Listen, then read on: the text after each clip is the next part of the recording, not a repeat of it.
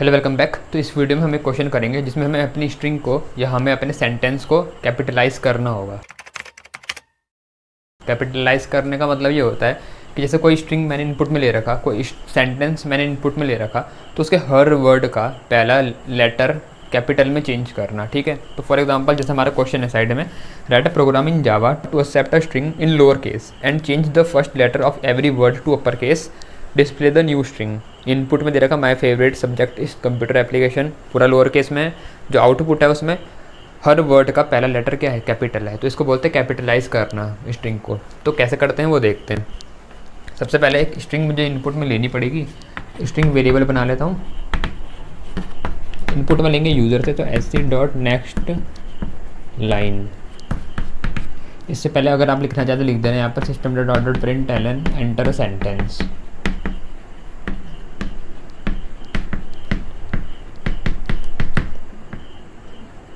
अब इसके बाद जैसे क्वेश्चन में बोला गया है accept a string in lower case, मतलब जो स्ट्रिंग हमें मिलेगी इनपुट में वो पहले से लोअर केस में होगी, तो हमें करने की ज़रूरत नहीं है।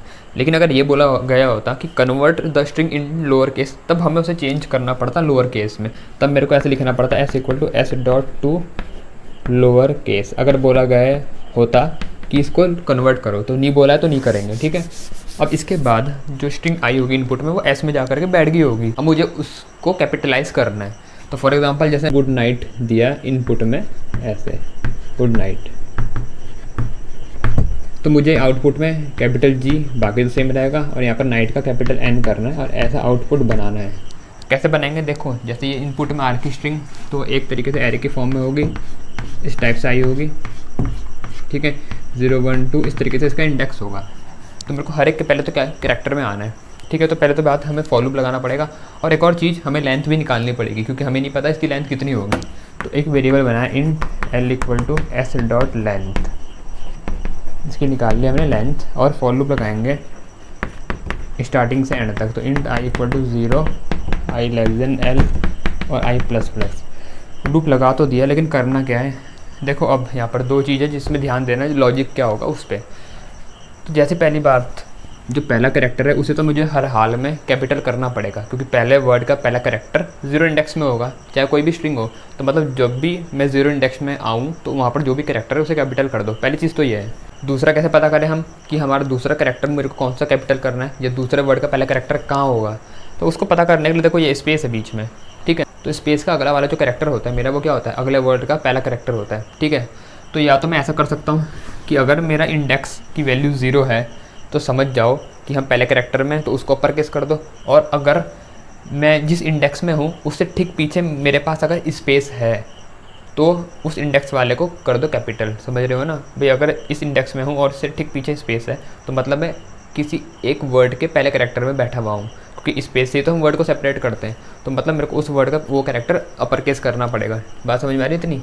अच्छा, एक और चीज़ याद रखना, एक हमें एक वेरिएबल और बनाना पड़ेगा स्ट्रिंग टाइप का, जिसमें हम फाइनल जो हमारी स्ट्रिंग होगी ये वाली मॉडिफाइड, उसको स्टोर करेंगे। तो एक वेरिएबल और बना लेते हैं। यहाँ पर एक स्ट्रिंग टाइप का वेरिएबल बनाएंगे, स्ट्रिंग रिजल्ट बना दिया मैंने, रिजल्ट = और इसे एम्प्टी स्ट्रिंग बना करके छोड़ दिया। ठीक है, ये एम्प्टी स्ट्रिंग हमने बना रखी।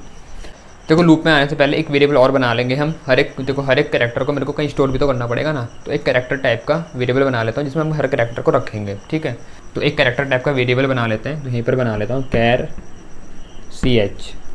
ठीक है, एक वेरिएबल ये बन गया। एक स्ट्रिंग टाइप का रिजल्ट नाम का वेरिएबल भी हमने बना रखा है। देखो पहले तो हम हर कैरेक्टर को ch में रख देंगे। तो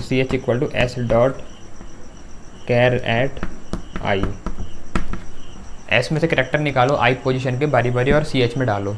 तो बारी बारी एक बार i मतलब 0 से निकलेगा g, वो इसमें चले जाएगा। अगली बार अगला वाला o निकलेगा, इसमें चले जाएगा। ऑटोमेटिकली i की वैल्यू जैसे जैसे बढ़ती जाएगी उस इंडेक्स का कैरेक्टर ch में आता जाएगा। अब मुझे उस कैरेक्टर को अपर केस करना है, ये देख करके कि अगर इंडेक्स या तो 0 है तो अपर केस करूँगा, या फिर अगर इंडेक्स मेरा उस इंडेक्स से पीछे मुझे स्पेस मिला है तो उस इंडेक्स वाले कैरेक्टर को अपर केस कर दूँगा। लिखूँगा कैसे देखो, इफ़ अगर i =0 है, अगर i=0 है मतलब अगर मेरा पहले इंडेक्स में हूँ मैं, या फिर s.char@i-1 अगर इक्वल टू स्पेस है, इसके अंदर मैंने मारा सिंगल स्पेस है। पहले ध्यान से सुन लो कंडीशन क्या कर रही, फिर देखते हैं इसमें करेंगे क्या। अगर i की वैल्यू 0 है मेरी, ठीक है, आई की वैल्यू 0 मतलब मैं पहले कैरेक्टर में हूँ तो मेरे को वो कैपिटल में बनाना है, अपर केस करना है, या फिर और मतलब दोनों में से कोई भी होगा तो हमें ये कंडीशन चल जाएगी। एस का कैर एट आई माइनस 1, देखो अगर फॉर एग्जांपल मैं यहाँ पर हूँ, एन पे हूँ मैं, तो अगर आई माइनस 1 तो जैसे इसकी वैल्यू है 0 1 2 3 4 5, तो एन की वैल्यू, इंडेक्स की वैल्यू क्या है एन के 5 है ना, या 5 इंडेक्स पे एन है। तो अगर एस का करेक्टर एट आई माइनस 1, अगर इससे एक इंडेक्स पीछे आई माइनस 1 मतलब यहाँ पर हुआ 5 माइनस 1, तो वो क्या हुआ 4। तो अगर एस का करेक्टर 4 पर अगर स्पेस है तो 4 पर क्या है स्पेस है, तो मतलब आई वाले को कैपिटल कर दो।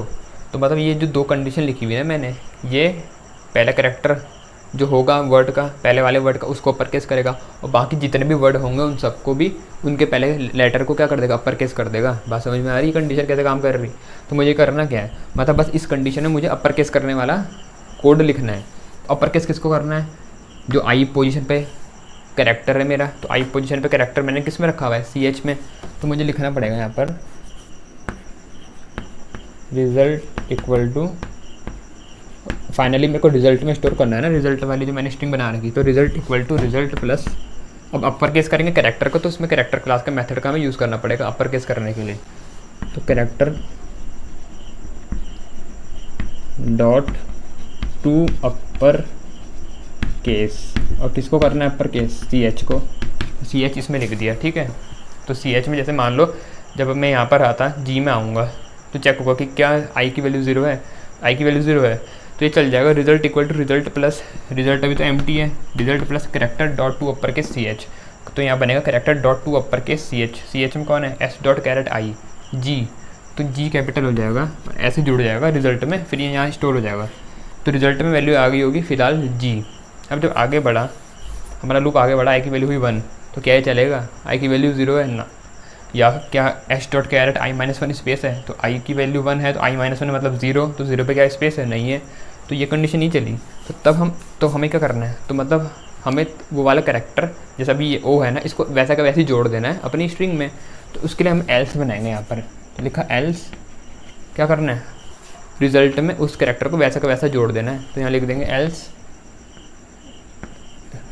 Result equal to result plus CH। ठीक है, तो जब ये नहीं चली तो एल्स चलेगा, एल्स में क्या होगा, रिजल्ट है जो मेरी अभी उसमें G था कैपिटल, तो उस कैपिटल G में यहाँ पर जुड़ जाएगा कौन, CH में कौन है स्मॉल o, तो ये GO बना। अगली बार फिर से लूप चलेगा, सेकंड इंडेक्स पे आएंगे, ये कंडीशन नहीं चलेगी, ये वाली चलेगी, तो GOO बन जाएगा, आखिर में D मिलेगा, तो ऐसा बन गया होगा GOOD। फिर आगे बढ़े, जब आई की वैल्यू होगी हमारी 4, हमें तब मिलेगा स्पेस। ठीक है ना, जब आई की वैल्यू होगी 4 तो क्या आई इक्वल टू 0 है, ये तो नहीं है, क्या एस डॉट कैरेट आई माइनस 1 स्पेस है, तो 4 पे है लेकिन 4 माइनस 1 3 पे तो स्पेस नहीं है, तो ये भी नहीं चली, तो एल्स चलेगा, तो स्पेस भी वैसे का वैसे जुड़ जाएगा। लेकिन जब आगे आए 5th इंडेक्स पे, तो 5th इंडेक्स पे चेक होगा कि क्या आई 0 है, नहीं है, लेकिन क्या एस डॉट कैरेट आई माइनस 1 स्पेस है, क्या एस का करेक्टर आई माइनस 1 5th पे से, तो आई माइनस 1 मतलब 4th पे क्या स्पेस है, हाँ है, तो ये कंडीशन चल जाएगी और कैरेक्टर अपर केस होकर के जुड़ जाएगा किस में, रिजल्ट में। तो कौन था कैरेक्टर N, तो N अपर केस होकर जुड़ा, फिर IGHT के लिए नॉर्मल वैसे ही चलेगा, तो वो स्मॉल केस में ही जुड़ेंगे इसमें। तो कुल मिला के जो फाइनल रिजल्ट हमें मिलेगा वो कैसा मिलेगा, कैपिटलाइज हुआ मिलेगा।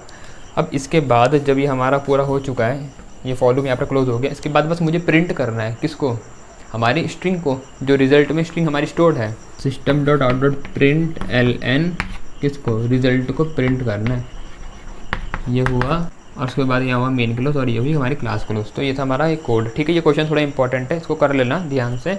इस वीडियो में इतना ही, थैंक्स फॉर वॉचिंग।